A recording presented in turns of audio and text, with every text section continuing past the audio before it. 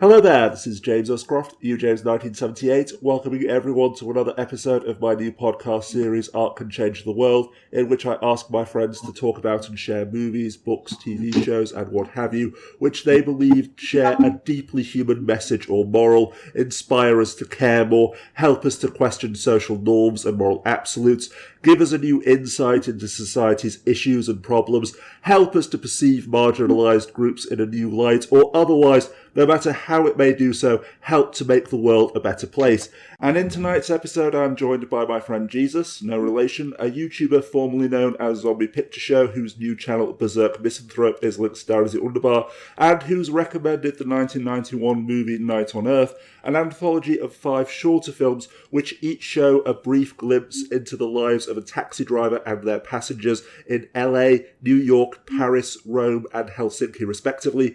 As always, of course, please remember that this podcast will contain spoilers, and although I've linked to a free copy of the film with subtitles down in the underbar so that you can watch it first, if spoilers really bother you that much, I still ask everyone to please support the creators by viewing the film legally if you are able to do so, which of course you should be. And having hopefully made all of that clear, Jesus, please tell us more about the film and why more people should see it in your opinion, as well as why, more importantly, you think it can help to change the world. Well, it is an excellent film. It's a criterion, meaning it's highly praised by a lot of critics that this movie was and is relevant to this day. It speaks about the ramifications of society as a whole and how we view others as a whole. Yes, I do. I absolutely love several parts of this film. The fact that it really shows a cross-section of humanity. For example, it starts off in in Los Angeles, with the only taxi driver who isn't interested in being a film star. No, of course, I'm making a joke there because while the cliche, the stereotype, the image that everyone has is that people move to Los Angeles to become movie stars. Yeah, there are just people who are born there and who just have normal 9-to-5 jobs. It starts off Winona Ryder's character in the first vignette, for lack of a better term. She's a cab driver. She wants to be a mechanic. Her passenger is a casting agent who's looking for a girl just like her. And sorry, lady, this is my life. This is what I want to do. If I quit this job now, it'll take me years to get back to where I am. So, just a interesting insight there. Anything you want to say about the Los Angeles skit at the beginning? Well, a lot of people that are not from, say, California, that want to come to California, a lot of times they have that.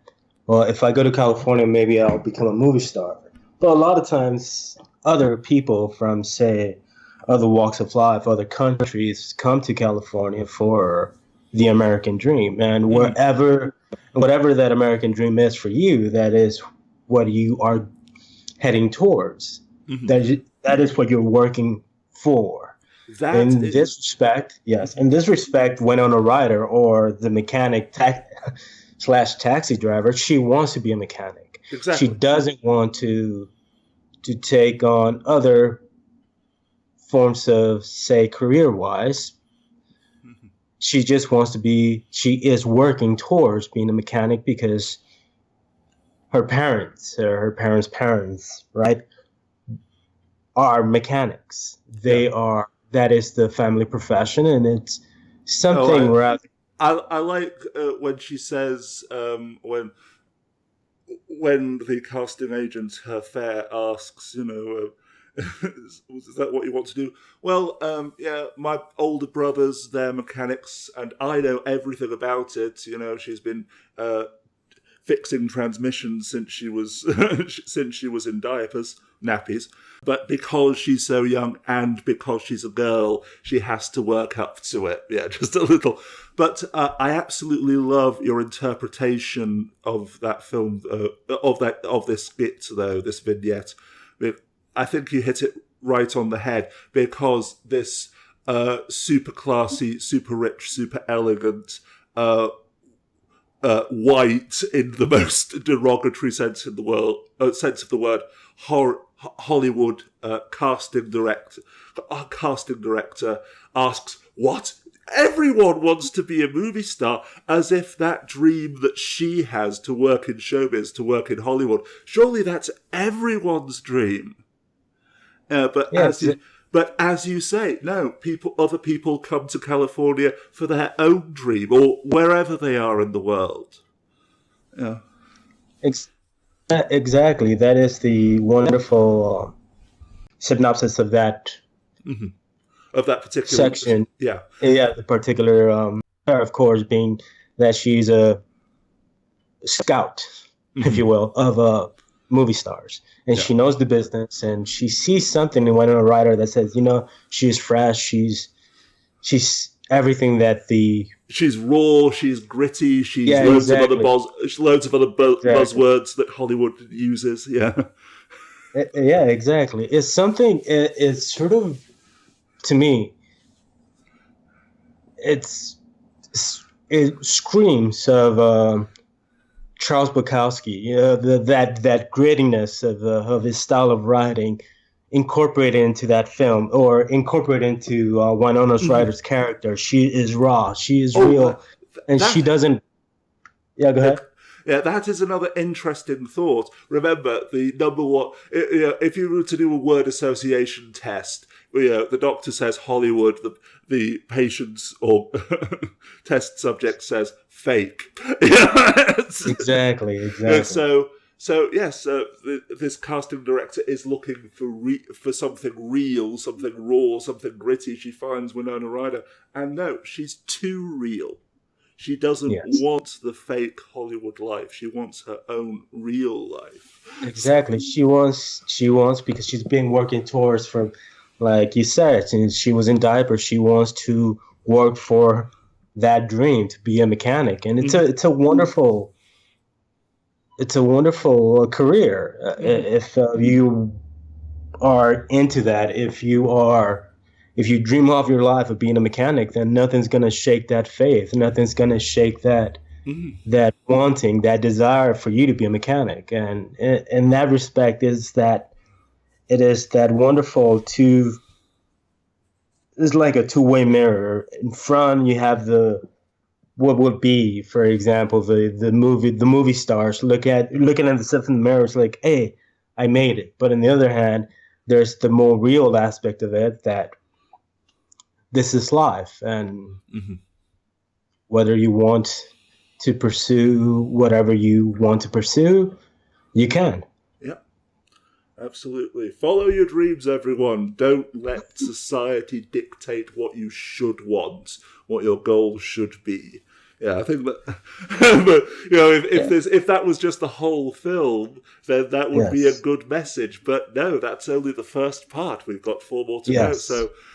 Moving on to New York, my second favourite skit. My second favourite scene. Do you want to do the honours and describe a bit about it, or should I? Yeah, go ahead. Well, yes.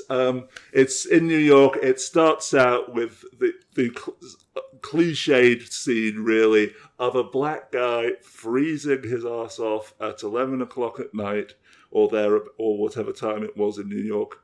One of the gimmicks of this film being that it's all supposed to be happening simultaneously, but because they're all in different time zones, it's at different times of the night.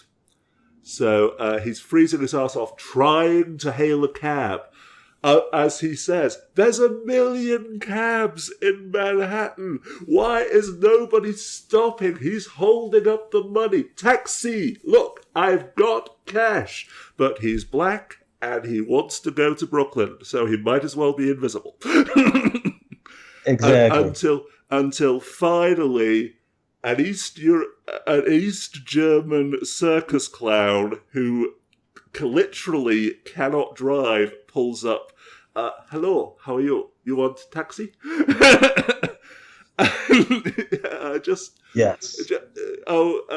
we've talked about this in the past. Jesus, you lived in Buffalo for a while. Yeah, there's Yes. Are you legally blind? Do you have a seeing eye dog? Yes. Then you qualify as a cab driver. Exactly.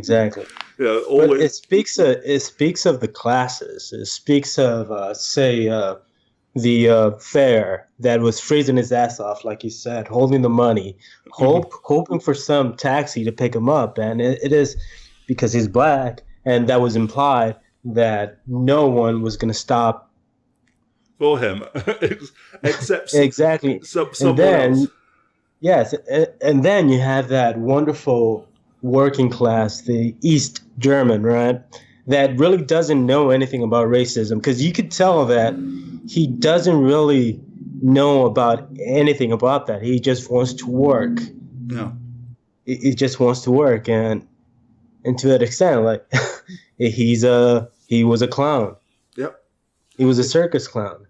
Yes, and to me, that speaks. Yes, go ahead. I was just going to say what he says towards the end when. Just a point I have to mention: the name of the guy who hails the cab, the fare, is Yo-Yo. He calls himself Yo-Yo. What, like the toy? No, not the toy, as in Yo-Yo, brother. Exactly. Me pretending to be black and failing miserably there. But that is a wonderful, and that was a wonderful name for him since it really spoke about how people or how in general black people are viewed. Yeah. And that was a wonderful name that was given to that character because it spoke like, hey, I'm black and, I'm from the streets and I want to go to Brooklyn. He did everything short of speak jive. Exactly. But the cab driver's name, being East German, is Helmut. Helmet, like the hat. Yes. So it would make a wonderful cartoon, the Helmut and Yo-Yo Show. Exactly. What I was saying about Helmut, the cab driver, he was East German. Obviously, he'd lived his entire life working as a clown in the state-run circuses. He says towards the end when Yo-Yo gives him the fare and reminds him, no, count the money. This is New York. You've got to be careful. I only gave you $12. The meter says 13. So it gives him the extra $1. And money is not important to me. I need it to live, but it's not important to me. Exactly. Because, he's had to move to... because East Germany by this time had collapsed, there was no longer any state-run circus to work for. He could not work as a clown anymore. Economic financial stability. Yes. Yeah. So he has to become a cab driver until he can find some way of doing what he loves again. Going back to what we were saying before, don't let anyone else set your goal for you. Exactly. He is a clown, and also just.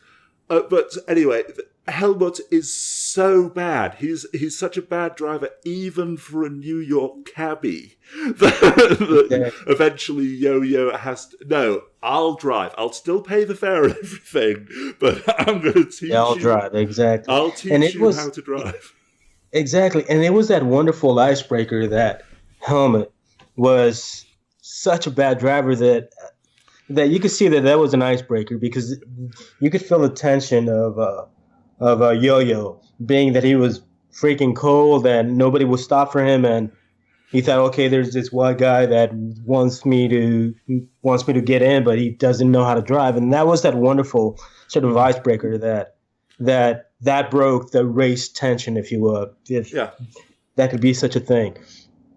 Yes, it broke the ice, there was no longer any power. There was no power dynamic. It was no longer I'm the driver. I decide whether to pick you up or not. Exactly. It was that wonderful sort of, if you go in nature, that wonderful symbiosis, that sort of collectively that they worked well together. Mm-hmm. That it was no classes. It was just you human, me human. Mm-hmm. you're my fare or I'm your fare.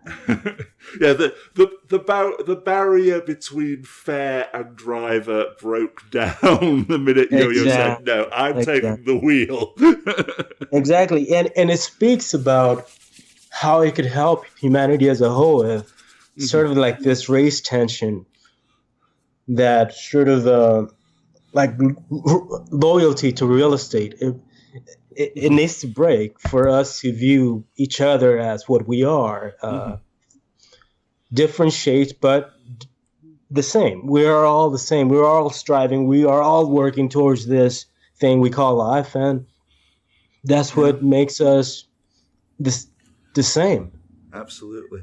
Oh, And it should be viewed as that. And but because there's this tension, there's this race tension, economic tension, social political tension, then that creates problems, and that needs to change. And again, this sort of helmet and yo-yo speak about how it could be, how this symbiosis could actually help us. yeah, because at the beginning, Understand. because at the beginning when he's trying to hail a cab, it's all about me. The tension is caused by focus on yourself. Exactly. Because on one side, oh, you're not picking me up. On the other side, the cab driver's all saying, no, you're going to mug me.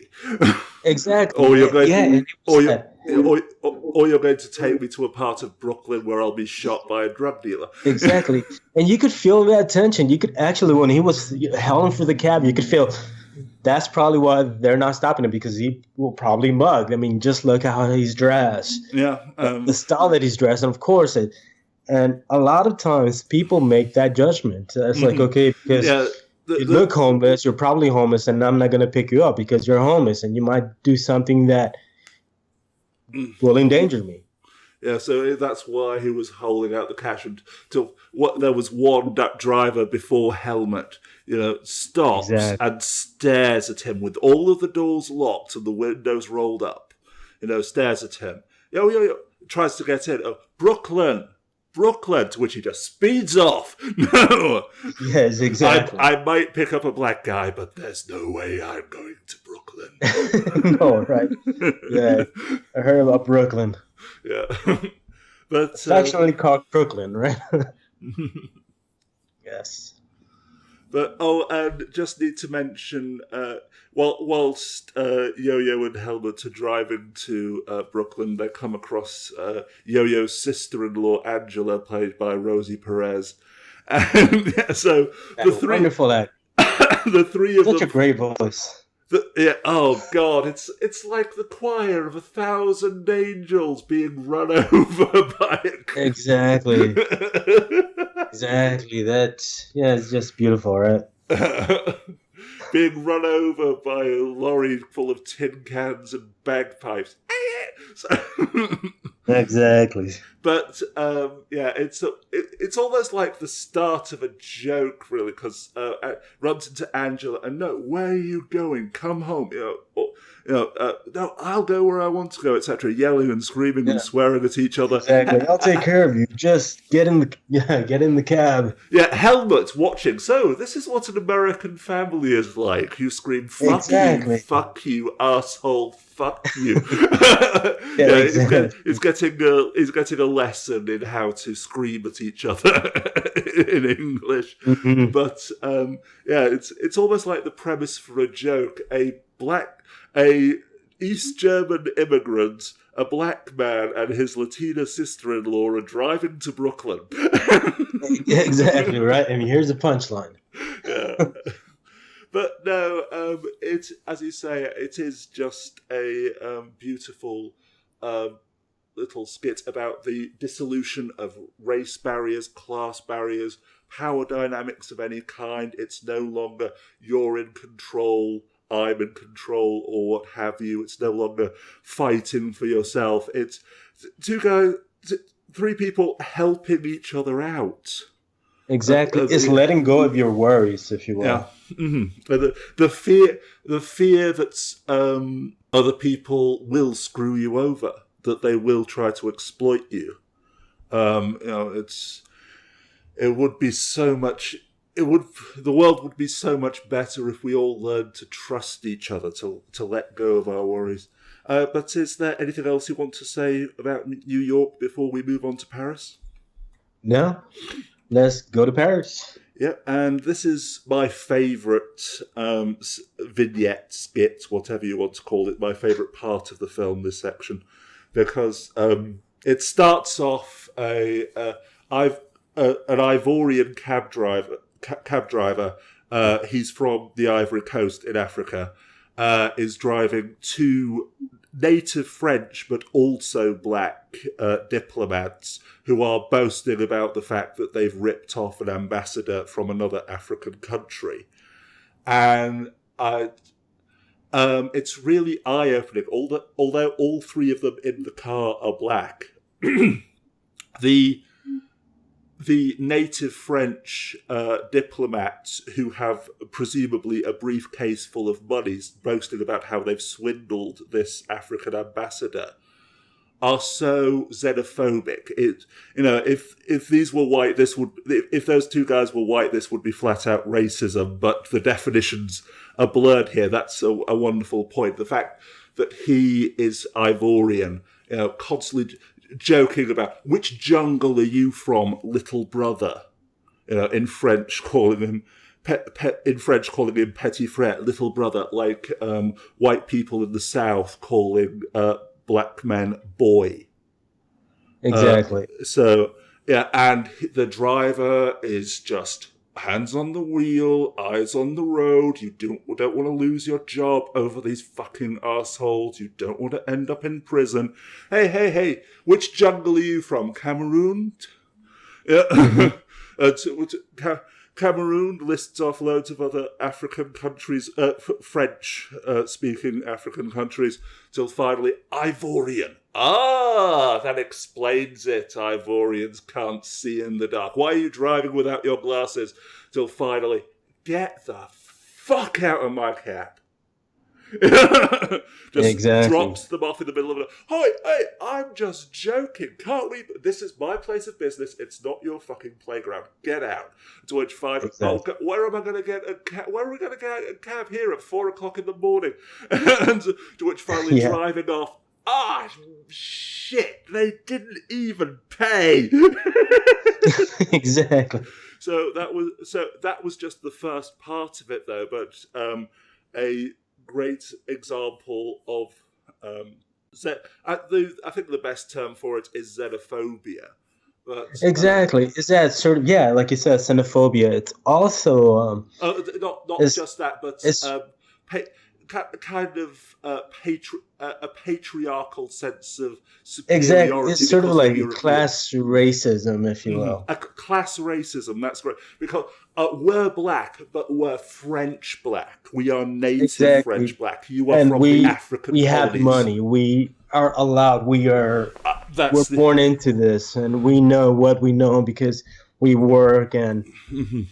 Yes, they are the rich native French black people. He is the poor immigrant black taxi driver.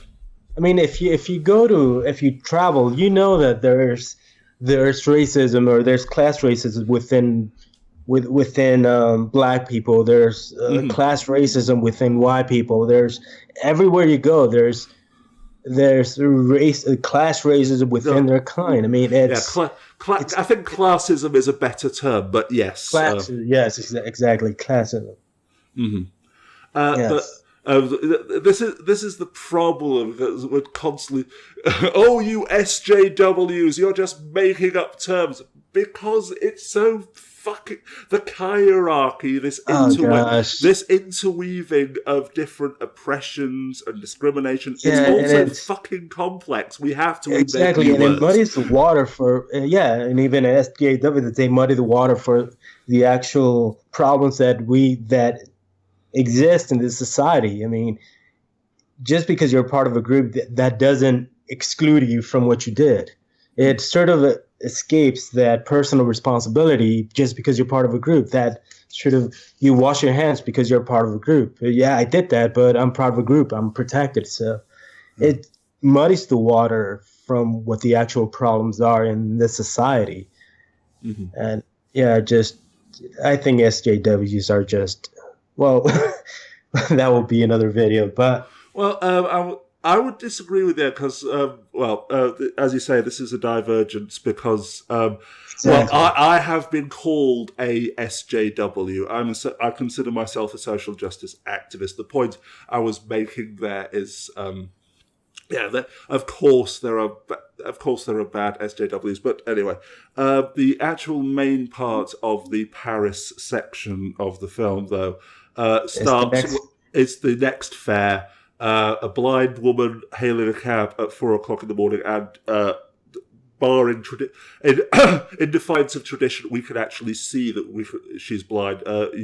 You told me before that the actress herself is blind in real life. Yeah. No, I double checked, and that was my error. She's not blind. She's just an excellent actress, I believe. Ah, But no, right. she's not So blind. she's a sighted actress, but in this film she's wearing pure white contact lenses. So Exactly. she doesn't have irises or pupils at all. She is. It is Yeah, obvious that she is blind. legally blind. Yes. And sorry, just my favourite line in the entire film: the driver asking her, "Don't blind people usually wear sunglasses?" I wouldn't know. I've never seen a blind person. But tish. Yes. But Exactly. she's stunningly beautiful. Mm. And so the the driver turns on the light to kind of and always looking back at her in the rearview mirror as she's applying her makeup. Kind of the irony of a blind woman taking care of her appearance. But Yes. one of the questions he asked, okay, can you tell what colour I am? I don't. Oh, I don't. Why should I care about colour? What difference does it make to me if a carrot is blue, etc.? I think, going back to what we were saying before about SJWs, this is part of what I was talking about, because I think this was a subtle attempt by the writer to bring up the whole, if only we didn't see colour, if we stopped talking about colour, then racism would cease to exist. But Yes. this is undercut by his next question, which is, well, from my voice, can you guess where I'm from? African, Cameroon, no, Ivory Coast. Yeah, and exactly right. Even if everyone was in the world was blind, as we were discussing before, there's still class. There's still where we're from. There's still the sound of our voices, etc. So, Yes. there's still 100,000 different ways that we would all discriminate against each other, even if skin color wasn't a factor. That's what I was trying to get at before when I mentioned, SJWs, you complicate everything. No, it is complicated. What you say though about people absolving themselves. Well, I'm a member of the social justice movement, so I can't be guilty of anything. No, that's like saying, In yeah, in my opinion, it gets complicated because people make it complicated. People sort of over explain it, if you will. It is simple if you see it as such. If you actually take your time and look at the yeah. problem.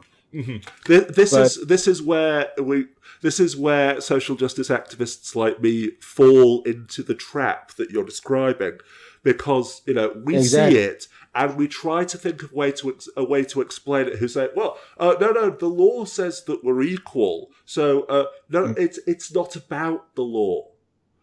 So we try to explain it, and we explain it, and we explain it, and as you say, we overcomplicate it. So Exactly. this is actually the main reason why I'm making this podcast, because through things like art, through movies, through books, etc.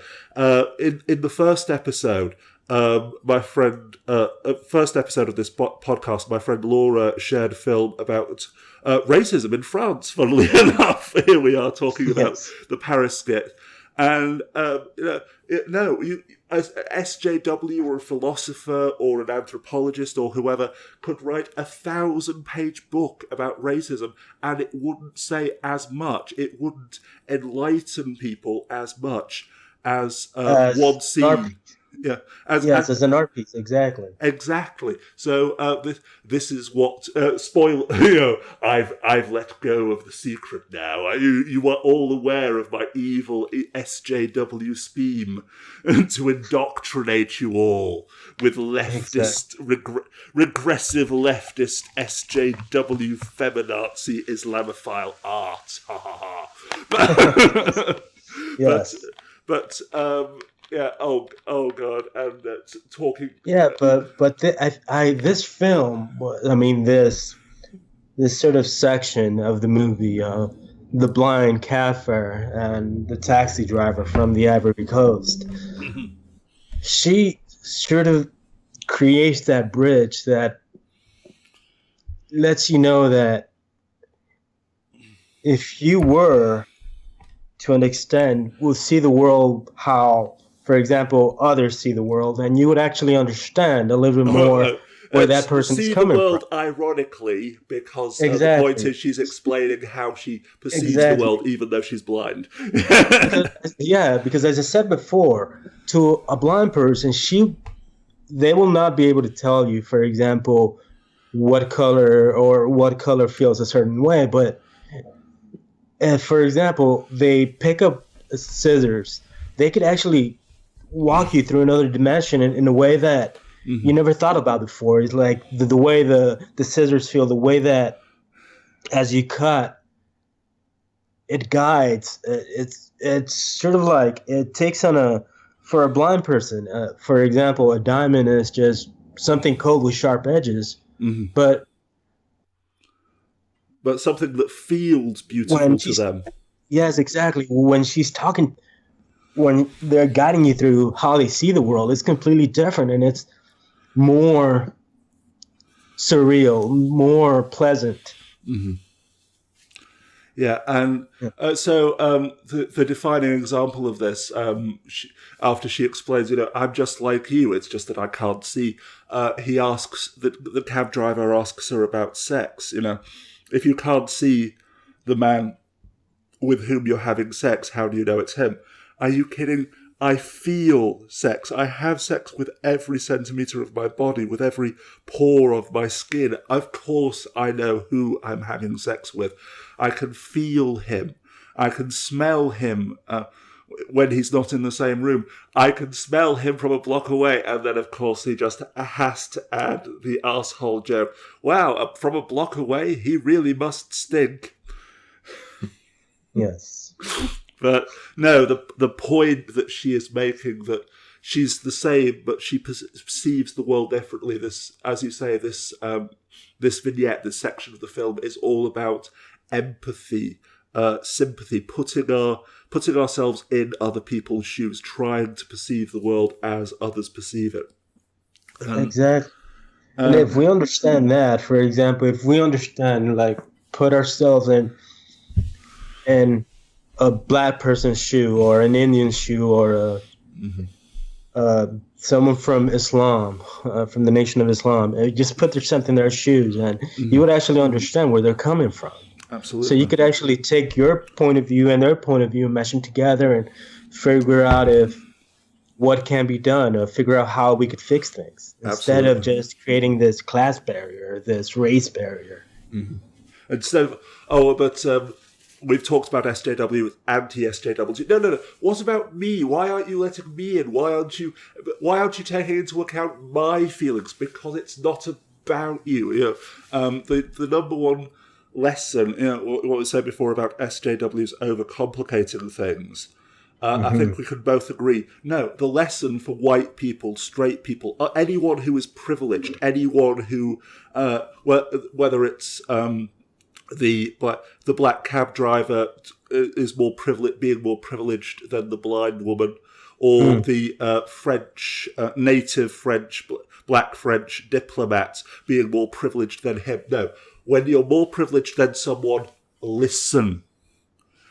Have empathy. Exactly. Try to see the world through their eyes. Try to understand their situation, their problem. Just that one word, listen.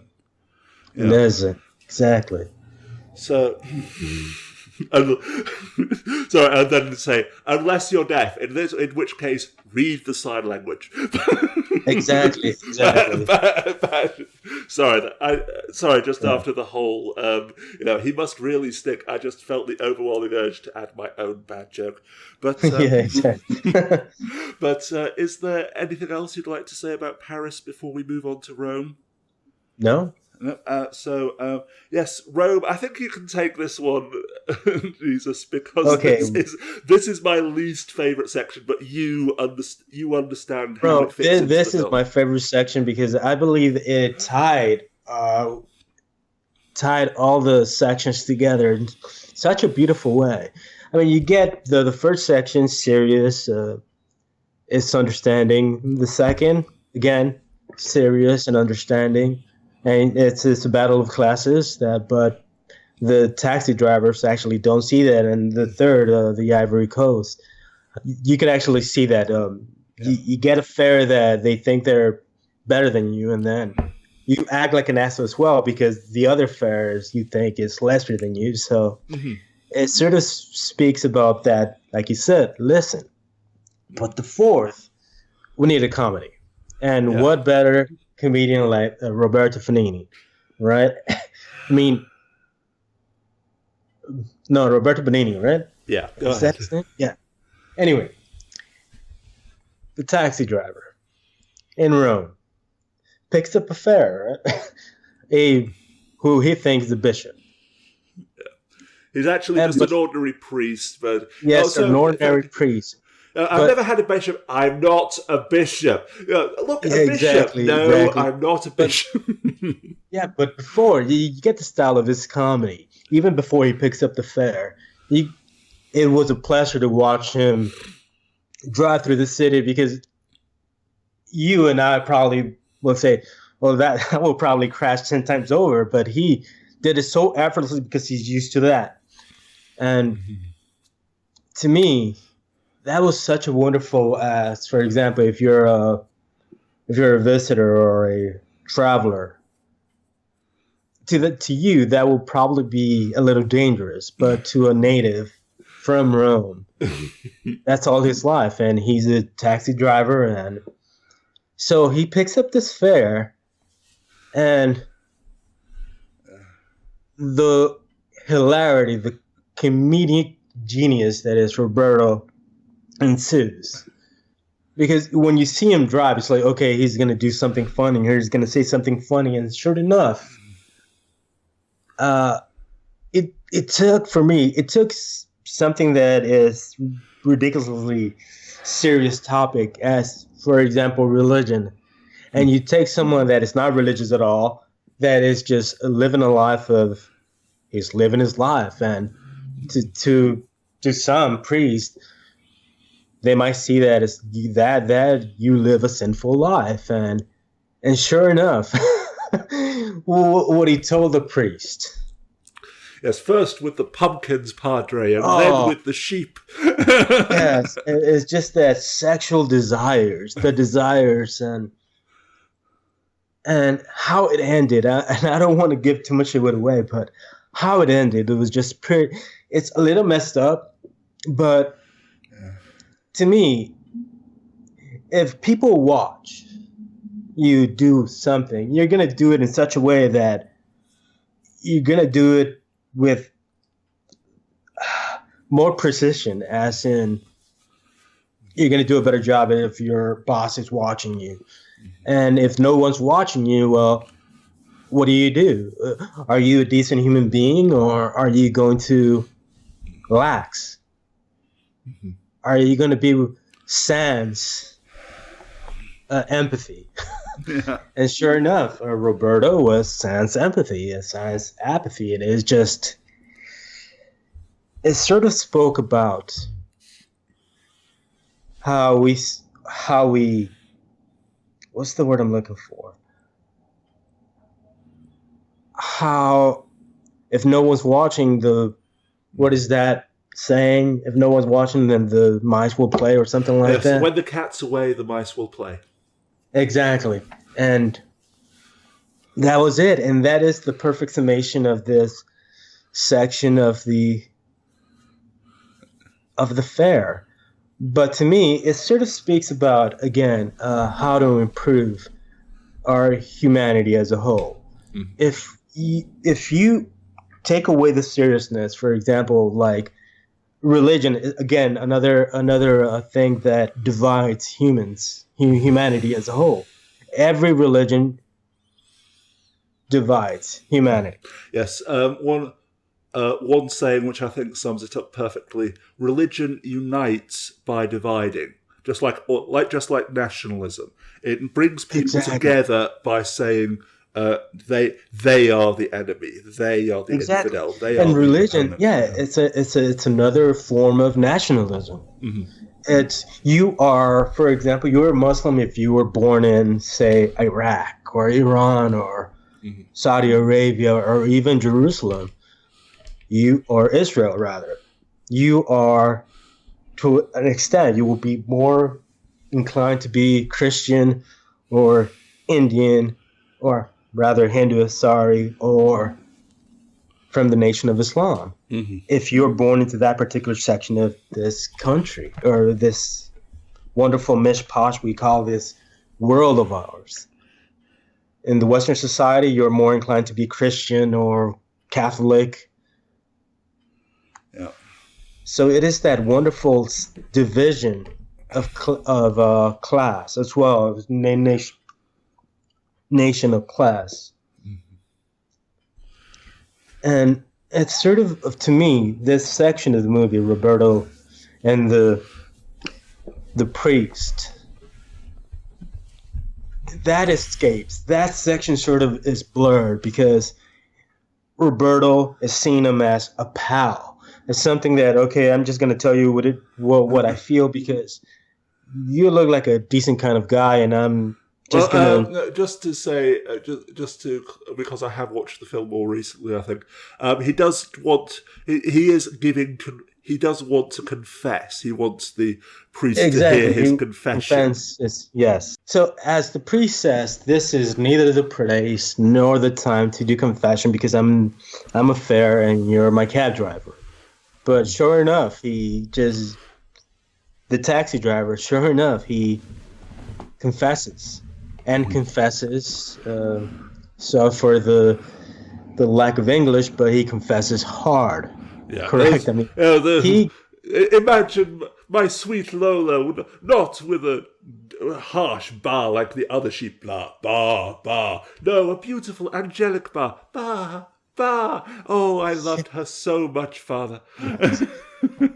Yes, and it gets away. The confessions get away from him to such an extent.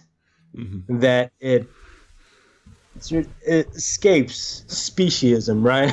It goes from instead of just speciesism, wow, to a full-blown, not an affair because I don't think he was married, but what he did, you got to see this movie because it does sort of highlight a wonderful aspect of how, in a way, artistically, we see each other as a whole. The classes, the division, the order of things. Mm-hmm. How we see each other. And, yeah, to an extent, if it does so with humor, then you could actually laugh at that and change it. Mm-hmm. It's like not... How do you say? Not with that ego in mind, but with that understanding, with that empathy, with sympathy, mm-hmm. that we could actually understand each other as a whole and understand where we're coming from.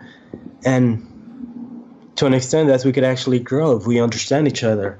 Mm-hmm. Humor has the ability, the power, the capacity to share so much, to enlighten people so much. Exactly, and that's an art form. Mm-hmm. I mean, the ability to make one laugh, it's hard, it's complicated. And for example, here's a joke, and to some, that might be considered rude, but to others, that might be funny. And if you don't see that as funny, then that creates a problem because to you that was insulting and it wasn't meant to be insulting. And if you're a Catholic, that section wasn't meant to be insulting, but it highlights don't take yourself too seriously, because if you see yourself as too serious, then you will not be able to change. You will not be able to understand where the other party is coming from. Mm-hmm. I mean, you will not see others' point of views but your own, and that creates a problem. Yeah. But, yes.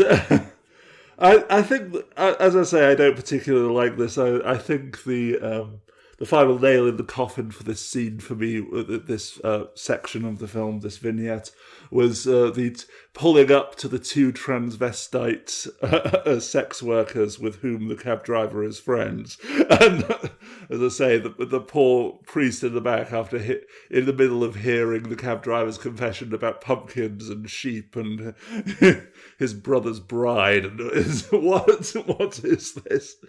But listening to your interpretation of the film, though, Jesus, I do feel much more kindly towards it. You help me to understand how the juxtaposition of the absurd, almost slapstick comedy is how it counterbalances, how it's juxtaposed with the serious issues. And speaking of serious issues, moving on to Helsinki, unless you have anything else to say about Rome.